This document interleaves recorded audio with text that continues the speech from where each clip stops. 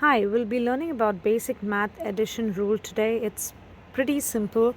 Always consider a straight line with starting at 0 and going right. It's always going to increment, so it's going to be in the order of 1, 2, 3, 4, and so on.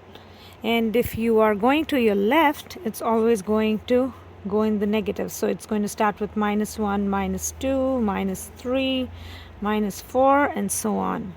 So in case, just let's take a quick example of adding 1 plus 3.